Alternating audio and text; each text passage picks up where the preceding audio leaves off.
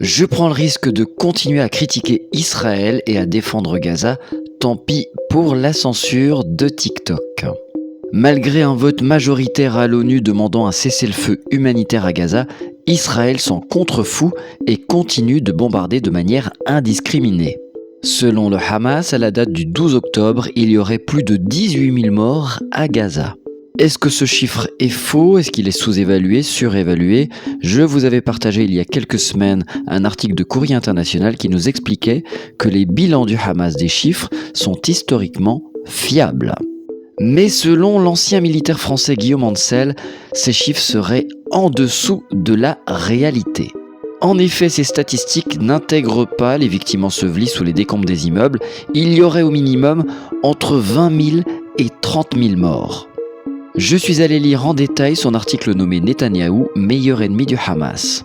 Il dit par exemple que les bombardements israéliens sont destinés à détruire bien plus qu'à cibler. Je le cite, en artillerie, dont je suis un ancien officier, lorsqu'on veut supprimer une cible particulière, on utilise un missile avec une charge adaptée.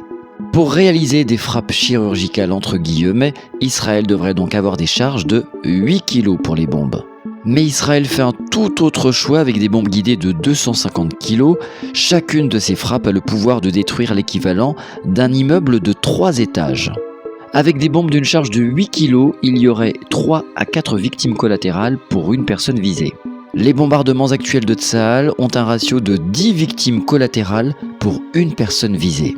Israël viole donc de manière intentionnelle le droit international humanitaire en visant massivement les civils palestiniens.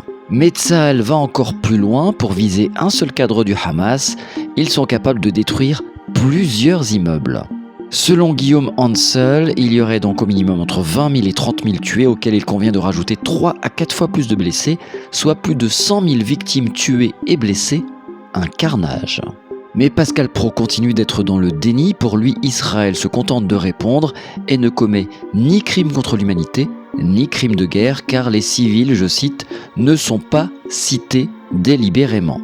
Voyons Pascal Praud, des bombes d'une charge de 250 kg et les civils ne sont pas visés? Quelle indignité! Tu ne vaux pas mieux que Christian Estrosi qui affirme qu'il y a des mamans qui pleurent avec des faux bébés en plastique. D'ailleurs, France Info a débunké cette affirmation du maire de Nice.